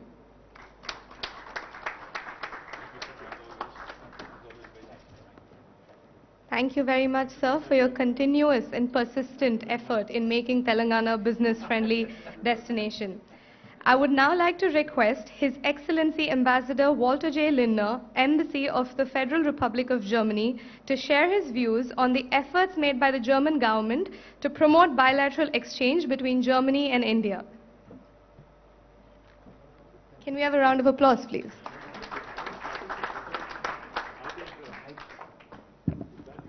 Thank you, ladies and gentlemen. Honorable Minister, Honorable Principal Secretary, dignitaries on the dais, and representatives of the German companies, Mr. Halusha, all protocol observed. Now, as the Principal Secretary has said, there are 28 different Indias. I have seen most of them. I travel since 3 years quite a lot through the country. And wherever I go as ambassador, of course, I will see the Chief Minister and the governors and the mayors and representatives of the German business community and others, of course. So, of course, every state and every state representative has a job to sell his own state. Paint it in the nicest colors. Come to us. Some say come to us as investors. Some don't even say it. They just say they take it for granted you would come. And when I came here for the first time to Hyderabad 3 months ago, of course I met also the dignitaries, and Chief Minister was not there, but his son, of course, and the Minister, and the Principal Secretary, and the Governor, Mayor. And when we met for the first time, not because we spent same years in New York, in the same area, me in the Union Square, you in 30th streets, where you learn how to be to the point. You ask a question, no, you get no nonsense, you get an answer. That's what you got with your minister. And we had an eye-opening meeting, and I can say it openly now because it was behind closed doors, but now the doors are open because you are here. We were talking about, he was selling his state, saying, bring more investors, German investors. And I said, okay, that's what all the ministers say in the 28 different Indias. Why should they come? And then he made his case. And I was very, very impressed. It's not so easy to impress me, but he impressed me. Because he had clear vision, and he said, you know, if an investor comes, he will get this and this and this and this. He even mentioned, I remember, he said, You know, if you have a new investor and he comes and he wants to buy a land or something, there's a timeline of 2 weeks or 3 weeks or something, whether when he gets an answer. If he doesn't get an answer, the principal secretary has to pay the fine or loses his job. I don't know what he said. He didn't go that far, but so far these 2 weeks were never missed. Very convincing. So I said, you know what, it's good that we talk about this, but we should inform the German business community about all these points. And then it was your idea to say, you know, let's have a round table. Let me speak to them and present them the conditions they will find when they come here. And that's why we are here today. So 2 months ago we talked about it. 2 months later we got it realized. Another proof of the efficiency. No chit chat, but concrete. We do something, we make a plan, and here we are. I'm like the announcer band before your minister talks here, but I do this, it comes from my heart, because I like to offer the German business community the best information they can get. What their decision will be, this is up to them. Nobody invests in a country or in India or in a state because the ambassador says, go there. You will make up your own mind, and Mr. Halusha will communicate this to the other members who are not here. And then, as he said today, the groups of different groups of companies, those who are already here, maybe might open a second one, a second representation. Think about why not going to Hyderabad. Or those who newly will invest, also they might decide. As was mentioned, most of the German investors are so far, of course, in Mumbai and in Pune, and then in Ahmedabad. I was the other day. Ahmedabad, and of course in very few other places, but not so many would be here. Why not coming here? You will hear all the answers by the minister. Coming to an end, we had just a discussion where you were not here, where there were 3 representatives from German companies here, sitting there, and the MC was asking, so if you could wish, what else would you need in this state? What would be on your wish list? And there was silence. Well, there was one point, which is bring in a Lufthansa flight, which is not in your competition, I guess, work line. It would be more in mine, but it's not even in mine. It's in Lufthansa's work line. But otherwise, other than that, silence, which gives a good impression. So it's like they were on your payroll, but they were not, because they are independent entrepreneurs. So I'm very happy that I see quite a number of people here today, and I look very much forward to exactly now this moment when the minister will tell you with his own words why a German company should come here and should maybe not come to the other places I mentioned, but should come to Hyderabad. Thank you very much, and thanks for coming to this meeting.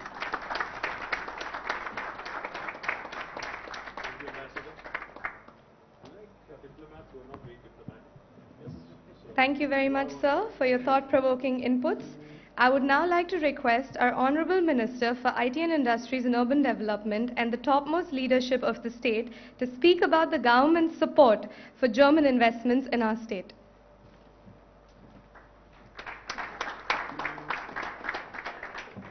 Thank you. Good morning to all of you, and sorry, good afternoon, actually. It's 12:15 already. Thank you, Ambassador.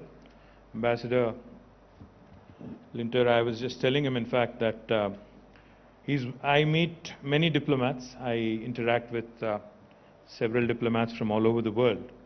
But I like diplomats who are not very diplomatic. So I see you as a man who speaks his mind. I see you as a man who keeps up his word. Thank you very much. You promised me a couple of months ago that you will bring in a delegation of German business groups. Thank you very much for making it happen. Karen Stoll, the Consul General, thank you, Madam, for also being very, very supportive of all of our efforts. I hope for your continued guidance and continued support.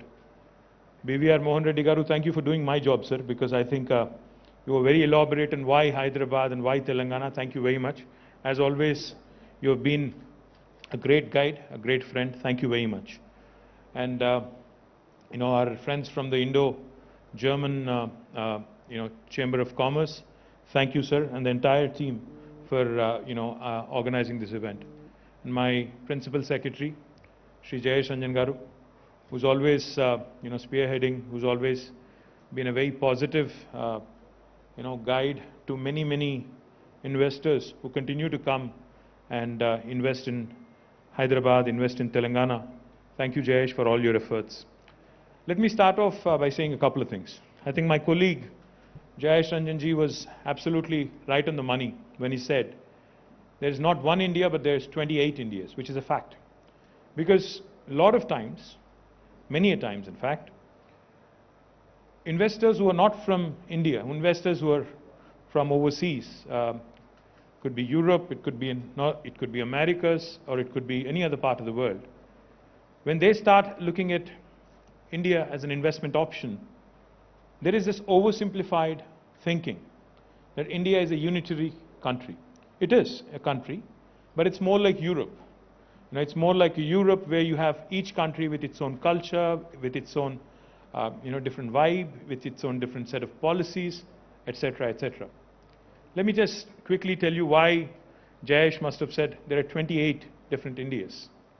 In India, the diversity, the heterogeneity is something that we all are amazed by, always. I mean, I'm an Indian, born and raised in India, but still I continue to be amazed with the kind of diversity that this amazing country offers. For instance, myself and Jayesh Ranjan, we both work for the same government. I'm the minister, he's the principal secretary. But the language I speak at home, my native tongue, versus what Jayesh speaks at home, are as different from each other as are German and English. That's how different India is. Everything changes in India with every 150 kilometers. The language, the culture, the dialects, the eating habits, everything is different every 150 kilometers. We have 22 official languages in India, but we have more than 300 unofficial languages also. So that's how complex, that's how diverse, that's how heterogeneous our beautiful country is. Therefore, when you are looking to invest in India, when you are looking to do business in India, please do not have an oversimplified version of India as one unit. If you engage with Telangana, you will get one version of India. If you engage with another state in India, you'll get a completely different perspective of doing business in India. So therefore, my appeal to all the German investors who are looking to now redraw strategies after COVID, after the pandemic, who are looking to expand their base in India, who are looking to consolidate their position, their market share in India, my humble appeal to all of you is, you need to look beyond, you need to think beyond Delhi, you need to think beyond Mumbai. Because each state, I mean the overall policy, the overall foreign policy, the overall trade policy, the trade agreements are decided by Government of India, but the action actually lies in the states. States is where the action really is. What do I mean? What I mean is, if you are an investor and if you are looking to invest in India, what all do you look for? Of course, a broad policy framework which enables you to bring in foreign direct investment. That's number one, which is facilitated by Government of India. What else do you look for? When you invest, we understand very well that you're not looking for the short term. You're coming into a new country, you're coming into a new territory, you're thinking long term, you're thinking of 20 years, 25 years, in some cases, maybe longer. So therefore, you need a partner. You need a partner who can actually guide you, a partner who can help you in building up, in growing together. What else would an investor need when he or she is making a business decision? you would need a few things in my humble opinion. The first thing, of course, one would need is a chunk of land to set up your factories, to set up your operations, to ensure that you actually hit the ground running. That's something Telangana, that's an area where Telangana really excels. In Telangana, we have more than 200,000 acres of land readily available for industrial usage. We have a corporation called as the Telangana State Industrial Infrastructure Corporation, which will facilitate, no matter what your business requirement is in terms of land, we will facilitate that land being handed over to you, either in the form of a leasehold or in the form of a freehold piece of land, so that you can start your factory. You just heard our friends from Light Auto. They were talking about how they wanted 100 acres of land and how quick the government of Telangana was to actually come back to them within 10 days and ensure that the paperwork was all done and the MOU was signed right here, right in front of all of you. My compliments, I think, to the entire team of Light Auto for deciding to invest in the state of Telangana. Thank you very much for your business. The second thing I would imagine you would require once you have a piece of land is clearances, speedy approvals. Now that's an area where Telangana really excels. Our Honorable Chief Minister, Shri K. Chandrasekhar Rao Garu, when he assumed the office of Chief Ministership about 7.5 years ago, had an extensive dialogue with the local industry, asked them a couple of questions. He sat with them for 7 hours. He said, what are all the things we need to set right? What are all the things we need to be doing, to improve Telangana's attractiveness when it comes to investments? He was told 3 things. First one was, please improve the power, electricity situation in the state, because we were reeling under power outages, we were reeling under power deficiency, electricity deficiency. This was about 7.5, 8 years ago. Not so anymore. Now we are a state that assures and supplies 24/7 electricity to all sectors, to industry, to agriculture, to every household. And now we also take a lot of pride in ensuring that 15% of this energy that we generate and supply comes from renewable sources, from solar and wind. We are the second largest renewable energy producing state in India today. So our commitment to environment, our commitment to sustainability, our commitment to SDGs, our commitment to clean tech is something that we take a lot of pride in. Second thing he was asked was for speedy clearances, for speedy approvals. Our Honorable Chief Minister, in fact, asked Jayesh and the entire team of Industries Department to travel, to tour, and come out with the best policy possible in the country and possibly in the world. When they came back, he was not satisfied. He sent them again to visit Singapore, to visit other countries in Europe, Americas, to look at the best possible policies, industrial policies in the world. And then, in November 2014, we have approved in the state legislature the Telangana State Industrial Project Approval Self-Certification System, abbreviated as the TS-IPASS. Now, TS-IPASS is very, very unique. No other state in India has a similar policy. It's a truly, truly single window policy. Now, the joke in India is every state promises a single window, but there are always multiple windows behind that one single window. But in the case of Telangana, backed by statute, backed by legislation, we do promise and deliver a truly single window system. What we promise is, if you have a piece of land approved by legislation, you can start construction of your factory on day one without any clearance, without any approval from the local government. Be it the state government or the local municipality or even the local Gram Panchayati, you can start construction of your factory on day one. You can simultaneously apply on the TS-IPASS portal to the government only for regulatory purposes, because we need to know who is doing business in our state and what kind of activity they are engaged in. Once we receive your application online, we only take 15 days to deliver a yes or a no answer to you. You might say again that, we've heard this before, time-bound clearances. How is Telangana different? We are different because if we do not give you a yes or a no answer in 15 days, on the 16th day, it's a deemed yes, it's a deemed automatic approval. No other state in India will tell you this. And the third thing we do, we take accountability very seriously. If we don't deliver on the 15-day window, again by statute, by legislation, on the 16th day, the law empowers us to penalize even our bureaucracy, to penalize even our bureaucrats, to the sum of rupees 1,000 per day, till such time as they actually clear that specific application. This again, no state in India will tell you.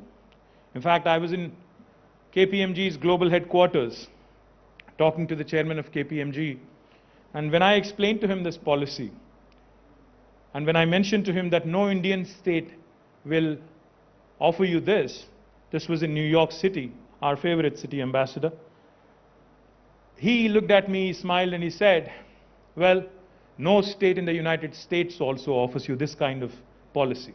So that's how truly remarkable, that's how truly progressive the Telangana government's industrial policy is. For those of you who are thinking, who are smirking and saying, does this actually work, or is this all talk? This policy has been approved in 2014 November, and we are here in December 2021. Let me tell you, we've been able to give more than 17,500 clearances so far, all in a time-bound manner in less than 15 days. And in fact, in some cases, you would be amazed, we were able to give clearances in less than 11 days, 10 days, even from 37, 38 departments. That's how efficient Telangana government's delivery has been. And, as they say, what matters really is not just new investors, but existing investor sentiment also. The government of Telangana, in fact, has been able to attract several $1 billion of investment in the last 7.5 years. More than $32, $33 billion of investment have come into Telangana. But what's heartening, what's extremely delightful, what makes us happy, is that 24% of that investment is actually from repeat investors who already had a base in the state of Telangana.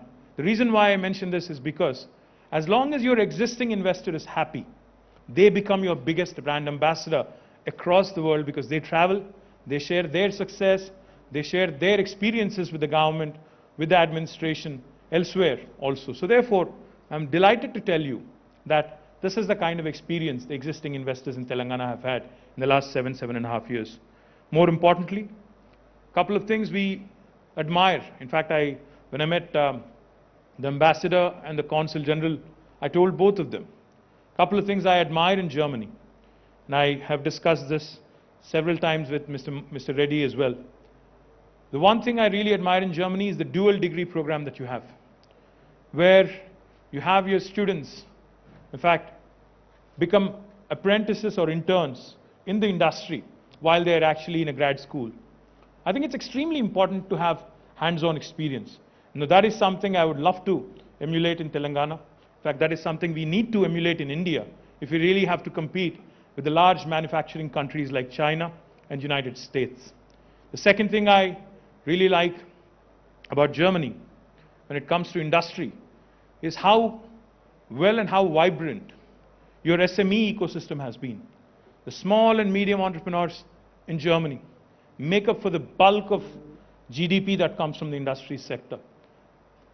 Subject to correction, I've learned that nearly 80+% of the GDP contribution from the industry sector actually comes from the medium and the small entrepreneurs in Germany, which is a remarkable number, if you ask me, because that goes to show you how well the German ecosystem is in terms of encouraging the small and the medium entrepreneurs. And now that is something, again, I think India has a lot to learn from. That is something, again, we in Telangana certainly can take a few leaves of your book. The more important thing that I've also learned from my experiences in meeting the German entrepreneurs, your products are of world repute. All the automobiles that run on the Indian roads and elsewhere in the world are of international class, and of course, your engineering, your precision engineering, to be particular, is extremely, extremely popular. Now, Indian manufacturing sector, especially when the world is looking to move away from China, either China plus one strategy or a complete exit out of China and starting to look at other avenues. I think India, in fact, if we really want to take that pole position as a competitor to China, we definitely need to take a few lessons on attracting more manufacturing business to our state and other states also. And that's again where German entrepreneurs can work with us. German entrepreneurs can engage with us and help us grow this ecosystem, because we have a lot of, Mr. Mohan Reddy talked about engineering colleges. He talked about gender diversity. He talked about skilling. What I would also like to add is we have a lot of ITIs, not just IITs, but also ITIs. We also have a lot of polytechniques. We also have a lot of very, very unique vocational training institutions, which are extremely important in providing employment to different sectors of the population, different sections of the population. And especially in a manufacturing economy, all these become very, very important cogs in the wheel. So therefore, Telangana government would be very happy to also work with the German entrepreneurs and German government in ensuring that we actually create a more vibrant ecosystem with respect to manufacturing. The other thing I would also like to point out, Hyderabad and Telangana, if you look at us in the Indian map, we're bang in the middle. We're very well connected to the rest of the world. We're very well connected, of course, to the rest of the country, but we're also very, very well connected to the rest of the world. Ambassador, you mentioned Lufthansa, but I'm told by some people in Delhi that Air India would actually start services to Frankfurt and other locations, Germany, very, very soon from Hyderabad. I hope that will also help us getting more and more German entrepreneurs and German investors quickly to Hyderabad rather than come via Bombay or come via Delhi. I would also be, remiss if I don't mention the current ecosystem in Hyderabad is very, very conducive. We have a large number of defense labs. We have a large number of aerospace entrepreneurs. We have a large number of research labs in a variety of sectors, ranging all the way from agriculture to aerospace, as was pointed out by Mr. Reddy. Now that gives you opportunities to collaborate, to work with us across various sectors. And the last thing I would say, Government of Telangana not only promises, but we also deliver. We ensure speedy clearances. We ensure land allocation in a quick manner. We also ensure that whatever manpower you require, whatever human resources you require, with a specific skill set, we will train them at our cost, and we will offer them to you so that they are readily employable. Of course, on the locational advantages and the quality of living, Mercer is an institution that rates cities on a livability index. In the last 5 years, Hyderabad has been rated as a city with the best quality of living on the livability index in India among all Indian cities. And also, the last thing I would say before I quit, if a German entrepreneur is willing to invest in Telangana, but is reluctant because he has a better offer in terms of fiscal incentives from another state in India, if you're willing to share that with me and Jayesh, I'll only promise you one thing: we'll either meet or beat that offer so that you make Telangana your home in the days to come. Once again, welcome you all to Hyderabad. I hope you have a fantastic stay, and thank you very much for this lovely opportunity. Cheers.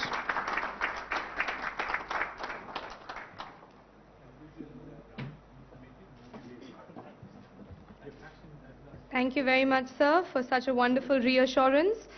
I would now like to open the floor for Q&A. I think we have multifaceted, different, diverse group of industries in this room. So if anybody has a question, please raise your hand, introduce yourself. The mics will be passed around, and you can pose the question to any dignitary on stage.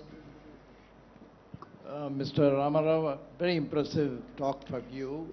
Congratulations to you and your team. I have one question which is